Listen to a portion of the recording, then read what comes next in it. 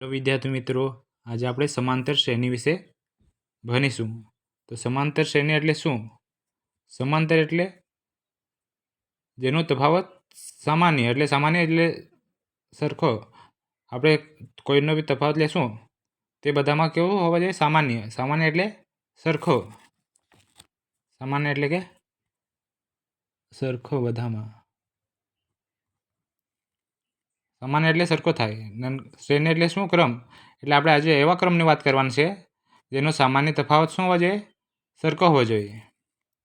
તો આપણે માની લે આપણે હાજરી લઈએ. હાજરી કેટલાથી ચાલુ થાય? 1થી ચાલુ થાય. 1, 2, 3, 4, 5 એમ આપણે હાજરી હોય છે.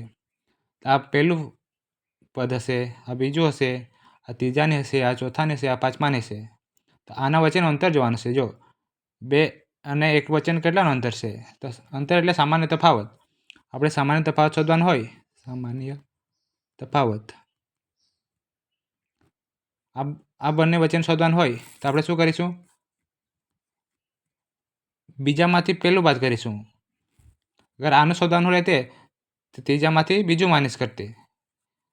એટલે સૂત્ર લખીશું, બીજું પદ માઇનસ પહેલું પદ.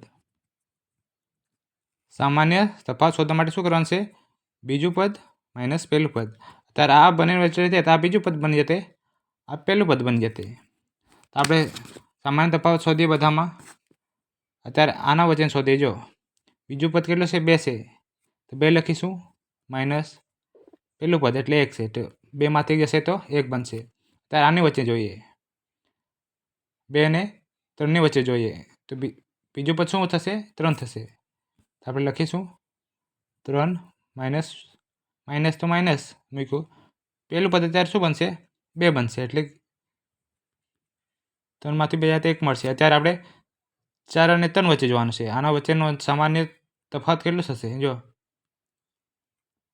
અત્યારે આ બીજું પદ એટલે 4 માઇનસ તો માઇનસ, પછી ત્રીજું પદ એટલે પહેલું પદ એટલે 4માંથી 3 જાય તો 1.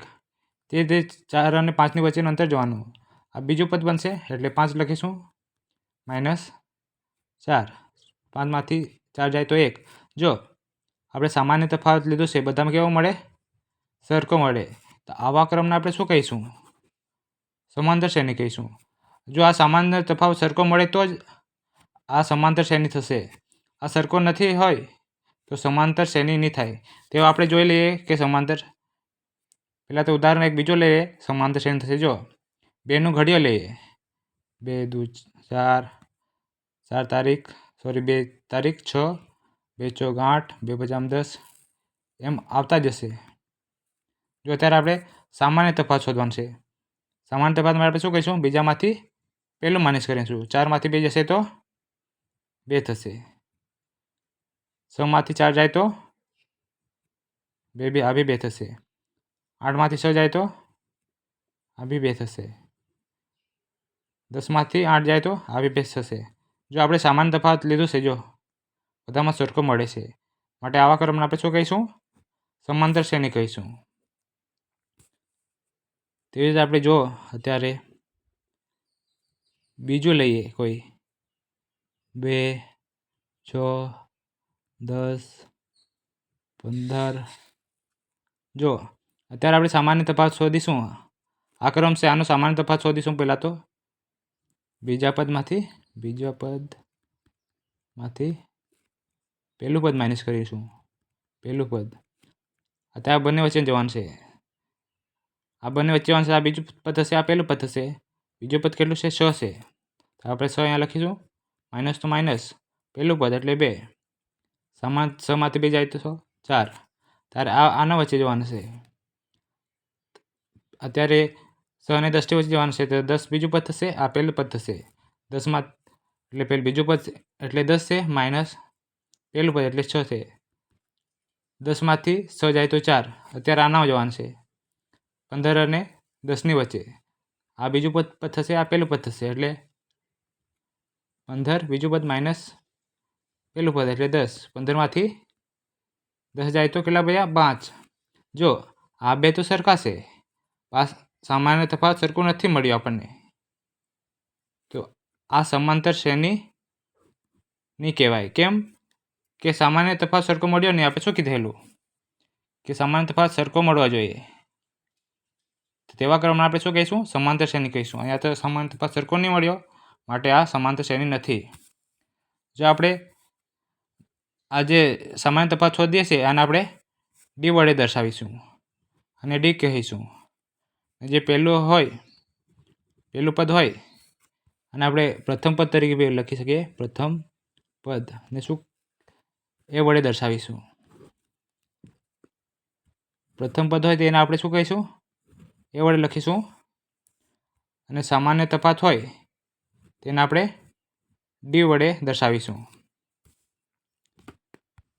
જો આપણને પ્રથમ પદ એ અને સામાન્ય તફાવત જો ડી આપેલા હોય તો આપણે સમાંતર શ્રેણી શોધી શકીશું આ સૂત્ર યુઝ કરીને। તો પહેલાં આપણે કોઈ સમાંતર શ્રેણી લખીશું, 3નો ઘડિયો લખીશું, 3, 6, 9, 12 ડોટ આમાં જતી રહેશે 3નો ઘડિયો। તો જો પ્રથમ પદને આપણે શેના વડે દર્શાવીશું? એ વડે। સામાન્ય તફાવત માટે આપણે શું? સામાન્ય તફાવત એટલે બધામાં સરખો તફાવત હોય। સામાન્ય તફાવત એટલે બીજા પદમાંથી પહેલું પદ માઇનસ કરીશું એટલે કેટલું મળશે? 6માંથી 3 જાય તો કેટલું મળશે? 3। સામાન્ય તફાવતને આપણે શેના વડે દર્શાવીશું? ડી વડે। તે રીતે 9માંથી 6 જશે તો આ બી 3, 12માંથી 9 જશે આ બી 3। જો તફાવત સરખો મળે માટે આ સમાંતર શ્રેણી છે, પણ આપણને આગળ જતી રહેશે તો આપણે કહેશે આ પહેલું પદ છે, આ બીજું પદ છે, ત્રીજું પદ છે, ચોથું પદ છે। આપણને 50મું પદ કીધું તો આપણે આમ લખતા જવું પડશે। આપણે આના મદદથી આ સૂત્ર છે, આના મદદથી આપણે ડાયરેક્ટ શોધીશું। જો પ્રથમ પદ એ તો એ થશે, પ્રથમ પદ એ તો આપણે 3 લખીશું અહીંયા। જો પછી પ્રથમ પદ એ એટલે એ તો એમ જ લખીશું, પ્લસ ડિસ્ટન્સ જોવાનું છે, સામાન્ય તફાવત જોવાનું છે ડી। સામાન્ય તફાવત કેટલો મળ્યો? 3 મળ્યો, 3 મૂકીશું। તો જો અત્યારે પ્રથમ પદ એમને એમ જ પ્લસ 2ને સામાન્ય તફાવત જે મળશે તેને આપણે 2 વડે ગુણવાનું છે અહીંયા। જો તેવી રીતે પ્રથમ પદ એમને એમ જ 3, અત્યારે સામાન્ય તફાવતને આપણે 3 છે એને 3 વડે ગુણવાનું છે। તેવી રીતે આમાં બી 3 પ્લસ સામાન્ય તફાવત મળશે તેને આપણે 4 વડે ગુણવાનું છે, એમ આગળ જતું રહેશે। જો અત્યારે આપણે જો 3 તો 3 મળ્યા આપણને, 3 પ્લસ 3 કેટલો મળ્યો? 6 મળ્યા। તેવી રીતે અહીંયા જો 2 તારીખ 6, 6માં 3 એડ કરીશું તો 9 મળશે આપણને।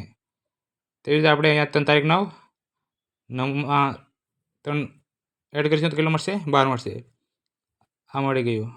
જો અત્યારે આપણે 50મું પદ શોધવા કહેતે, આ તો 4 પદ સુધી છે, આ 50મું પદ શોધવા કહેતે તો આપણે સૂત્ર એક લાવવાનું છે। જો પહેલું પદ એમને એમ જ, અત્યારે આ બીજું પદ છે તો આપણે સામાન્ય તફાવતને 1 વડે ગુણ્યું એટલે 3 મળ્યું। આ ત્રીજું પદ છે આપણી પાસે। ત્રીજું પદ માટે મેળવવા આપણે શું કર્યું? આ ત્રીજું પદ મેળવવા માટે આ ત્રીજું પદ છે, આ ત્રીજું પદ મેળવવા માટે આપણે શું કર્યું? સામાન્ય તફાવતને આપણે 2 વડે ગુણ્યું। આ ચોથું પદ છે, ચોથું પદ મેળવવા માટે આપણે સામાન્ય તફાવતને શેના વડે ગુણ્યું? 3 વડે। જો ચોથું મેળવવા માટે આપણે સામાન્ય તફાવતને તેનાથી 1 માઇનસ કરીને 3 વડે ગુણ્યા છે। જો આ 5મું પદ થશે, આ 5મું પદ મેળવવા માટે આપણે શું કર્યું? સામાન્ય તફાવતને 4 વડે ગુણ્યું। જો તો 5મું પદ મેળવવા માટે આપણે સામાન્ય તફાવતને શું કર્યું?